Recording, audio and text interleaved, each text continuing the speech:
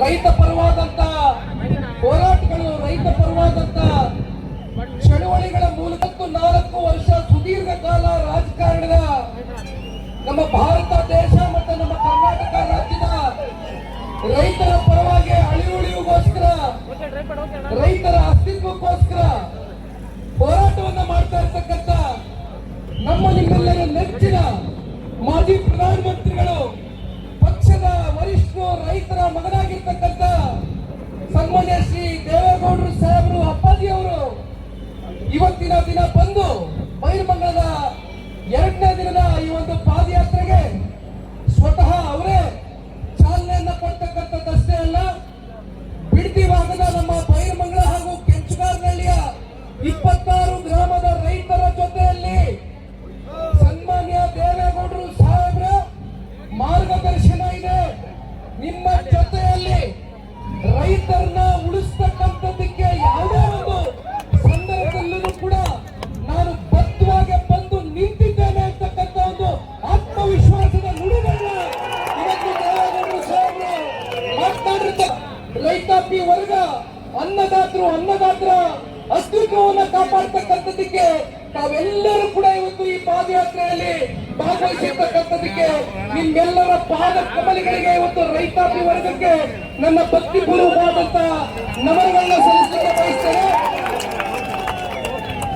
ಶ್ರೀ ಶ್ರೀ ಶ್ರೀ ಬಾಲಗಂಗಾಧರನಾಥ ಮಹಾಸ್ವಾಮೀಜಿ ಅವರ ಪುತ್ಥಳಿಗೆ ಪುಷ್ಪಾರ್ಚನೆಯನ್ನ ಜನತಾದಳ ಪಕ್ಷದ ಎಲ್ಲ ಹಾಲಿ ಮತ್ತೆ ಮಾಜಿ ಶಾಸಕ ಮಿತ್ರರ ಇವತ್ತು ಮಾಡುವ ಮೂಲಕ ಸನ್ಮಾನ್ಯ ದೇವೇಗೌಡರು ಸಾಹೇಬ್ರ ಪಾದ ಕಮಲಗಳಿಗೆ ಪಾದವನ್ನು ಮುಟ್ಟಿ ನಮಸ್ಕಾರ ಮಾಡುವ ಮೂಲಕ ಇವತ್ತು ನಾವೆಲ್ಲರೂ ಕೂಡ 2ನೇ ದಿನ ಈ ಪಾದಯಾತ್ರೆಗೆ ಚಾಲನೆಯನ್ನ ಕೊಡ್ತಾ ಇದ್ದೇವೆ.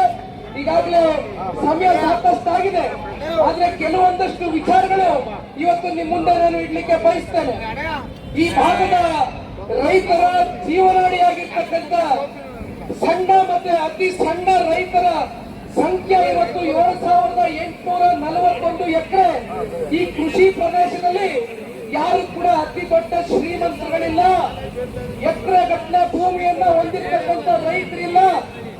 ಎಲ್ಲ ಸಣ್ಣ ಮತ್ತೆ ಅತಿ ಸಣ್ಣ ರೈತರುಗಳು ಇವತ್ತು ಬದುಕನ್ನ ಕಟ್ಕೊಂಡಿದ್ದಾರೆ. ಎಷ್ಟೋ ಜನಕ್ಕೆ ಇವತ್ತು ಸ್ವಂತ ಭೂಮಿ ಇಲ್ಲ.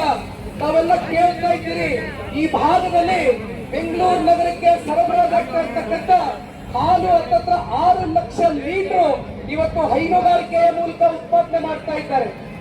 ನಮ್ಮ ಬರ್ತಕ್ಕಂಥ ಉತ್ಪಾದನೆ, ಹಣದ ಉತ್ಪಾದನೆಯಿಂದ 30-40 ಸಾವಿರ ಪ್ರತಿ ತಿಂಗಳು ಅವರ ದುಡಿಮೆ ಏನಿದೆ, ಅದರಿಂದ ಅವರ ಆರೋಗ್ಯದ ಸಮಸ್ಯೆ.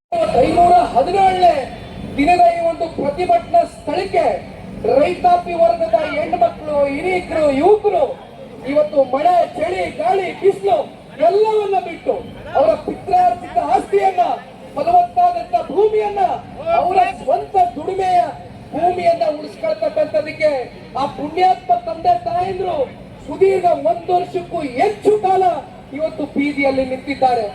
ಬಂದ್ರ ಸ್ವಾಮಿ ಯಾರಾದ್ರು ಆ ಪುಣ್ಯಾತ್ಮ ರೈತರನ್ನ ಪಾಪ ಕೇಳ್ತೀರಾ, ಇಲ್ಲಿ ನನಗೆ ಪೆನ್ ಕೊಡಿ, ಪೇಪರ್ ಕೊಡಿ, ನಾನು ಮುಖ್ಯಮಂತ್ರಿ ಆಗೋಯ್ತೀನಿ, ನನಗೆ ಮತ ಹಾಕಿ. ಇಲ್ಲಿ ಇರ್ತಕ್ಕಂಥ ಜಿಲ್ಲೆಯ 23ರಲ್ಲಿ ನಿಂತಂತ ಅಭ್ಯರ್ಥಿಗಳ ಮತ ನೋಡಬೇಡಿ, ನನ್ನ ಮತ ನೋಡಿ. ಈ ಜಿಲ್ಲೆಯಲ್ಲಿ ಜನಿಸಿರ್ತಕ್ಕಂಥವ್ ನಾನು, ಈ ಜಿಲ್ಲೆ ಮಗ ನಾನು. ನನಗೆ ಪೆನ್ನು ಪೇಪರ್ ಕೊಡಿ, ನನಗೆ ಮುಖ್ಯಮಂತ್ರಿ ಆಗ ಅವಕಾಶ ಇದೆ ಎಂದು ಮಾನ್ಯ ಮುಖ್ಯಮಂತ್ರಿಗಳೇ DK ಶಿವಕುಮಾರ್ ಅವರೇ, ತಾವು ಮುಖ್ಯಮಂತ್ರಿಗಳಾಗಿದ್ದೀರಿ. ದೇವೇಗೌಡರು ಸ್ವತಃ ಇವತ್ತು ಸಾಹೇಬರು ಅವರ ಬಾಯಿನಲ್ಲಿ ಹೇಳಿದ್ದಾರೆ, ಒಳ್ಳೆ ಕೆಲಸ ಮಾಡಿ ಅಂತಕ್ಕಂಥದ್ನ ಹರಿಸಿದ್ದಾರೆ ದೇವೇಗೌಡರು ಸಾಹೇಬ್. ಮೊದಲನೇ ದಿನವೇ ಕುಮಾರಣ್ಣ ಅವರಾಗ್ಲಿ, ನಾನಾಗ್ಲಿ, ದೇವೇಗೌಡರು ಸಾಹೇಬ್ರಾಗ್ಲಿ, ನಮ್ಮ ಪಕ್ಷದ ಯಾವುದೇ ಒಬ್ಬ ಕಾರ್ಯಕರ್ತ ಆಗ್ಲಿ ನಾವು ಹೊಟ್ಟೆ ಕಿಚ್ಚುಪಟ್ಟಿಲ್ಲ. ಒಳ್ಳೇದು ಮಾಡಿ, ಈ ರಾಜ್ಯದ ಜನತೆಗೆ ಒಳಿತನ್ನ ಮಾಡಿ ಅಂತಕ್ಕಂಥದ್ನ ಬಯಸುತ್ತೀವಿ. ಆದ್ರೆ ನೀವು ಮಾಡ್ತಾ ಇರ್ತಕ್ಕಂಥದ್ದೇನು ಸ್ವಾಮಿ? ಪೆನ್ ಕೇಳಿದ್ರಿ, ಪೇಪರ್ ಕೊಟ್ಟಾಯ್ತು, ನಿಮಗೆ ಸೈನ್ ಮಾಡ್ತಕ್ಕಂಥ ಅಥಾರಿಟಿ ಕೊಟ್ಟಾಯ್ತು. ಯಾರ ಪರವಾಗಿ ಇವತ್ತು ನೀವು ಆ ಸೈನ್ ಅನ್ನ ಮೀಸಲಿಟ್ಟಿದ್ದೀರಿ? ಆ ಸೈನ್ ಅನ್ನ ಇವತ್ತು ಮಾರಾಟಕ್ಕೆ 35,000 ಕೋಟಿ ಇವತ್ತು ಈ 2 ಪಂಚಾಯತ್ಗಳ ಪ್ರದೇಶದಲ್ಲಿ ರೈತರ ಬದುಕಿನ ಜೊತೆ ಚೆಲ್ಲಾಟ ಆಡಿ ಅವರ ಭೂಮಿಯನ್ನ ಕಿತ್ಕೊಂಡು ಅವರನ್ನ ಬೀದಿ ಪಾಲ್ ಮಾಡಿ ಯಾವುದೋ ಒಬ್ಬ ರಿಯಲ್ ಎಸ್ಟೇಟ್ ದಂಧೆಕೋರರಿಗೆ ಇವತ್ತು ಅನುಕೂಲ ಮಾಡಿಕೊಡ್ತಕ್ಕಂತ ಒಂದು ವಾತಾವರಣ ಸೃಷ್ಟಿ ಮಾಡ್ತಾ ಇದ್ದೀರಲ್ಲ, ನಿಜಕ್ಕೂ ಇದು ನಿಮಗೆ ಶೋಭೆ ತರುತ್ತಾ? ಬಹಳ ಜನ ಕೇಳ್ತಾ ಇದ್ದಾರೆ, ಪಾಪ ಇಲ್ಲಿ ಇರ್ತಕ್ಕಂಥ ಜಿಲ್ಲೆಯ ಅವರ ಸಹಪಾಠಿಗಳು, ಅಕ್ಕಪಕ್ಕದ ಜಿಲ್ಲೆ, ಇದೊಂದೇ ಜಿಲ್ಲೆ ಅಲ್ಲ, ನಮ್ಮ ಪುಟ್ಟರಾಜಣ್ಣ ಇಲ್ಲೇ ಇದ್ದಾರೆ, ನೋಡ್ತಾ ಇದ್ದಾರೆ ಪಕ್ಕದ ಮಂಡ್ಯ ಜಿಲ್ಲೆಯಲ್ಲೂ ಯಾರ್ಯಾರು ಏನೇನ್ ಮಾತನಾಡ್ಕೊಂಡು ಬಂದಿದ್ದಾರೆ ಅಂತ.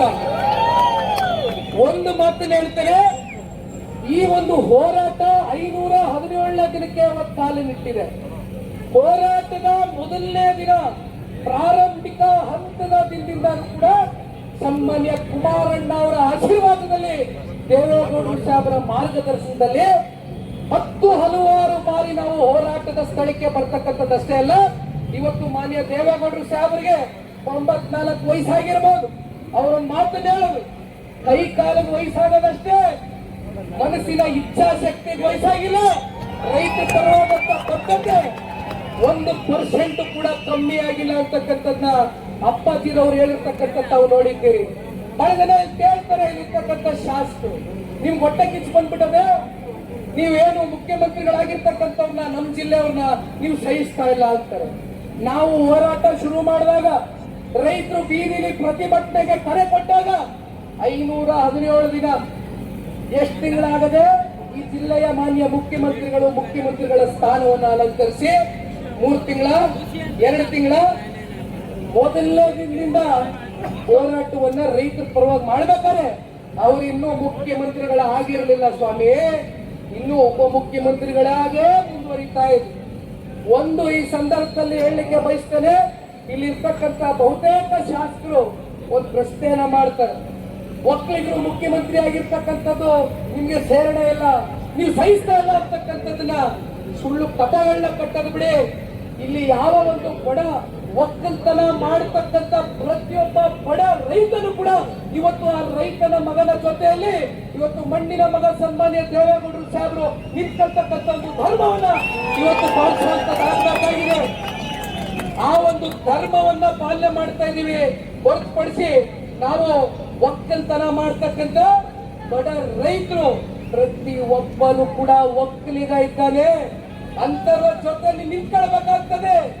ಕನಕಪುರಕ್ಕೆ ಬರ್ತಾರೆ, ಚಿನ್ನದ ಬೆಲೆ ಆಗ್ತದೆ, ನೀವು ಭೂಮಿಯನ್ನ ಮಾರಬೇಡಿ, ಚಿನ್ನದ ಬೆಲೆ ಗಗನಕ್ಕೆ ಹೋಗ್ತದೆ, ನಾನು ಭೂಮಿ ಬೆಲೆ ಹೆಚ್ಚಾಗಿ ಕೊಡಿಸ್ತೀನಿ ನಿಮ್ಗೆ ಅಂತಕ್ಕಂಥದ್ದನ್ನ ಹೇಳ್ತಾರೆ. ಯಾಕೆ ಈ ಮಲತಾಯಿ ಧೋರಣೆ? ಮಾಗಡಿ ವಿಧಾನಸಭಾ ಕ್ಷೇತ್ರದ ಬಿಡದಿ ಭಾಗದ ಜನ ತಪ್ಪೇನು ಮಾಡಿದ್ದಾರೆ, ರಾಮನಗರದ ಹಾರೋಹಳ್ಳಿ ಭಾಗದ ನಮ್ಮ ಒಡೆಯರಹಳ್ಳಿ ಭಾಗದ ರೈತರೇ ತಪ್ಪು ಮಾಡಿದ್ದಾರೆ.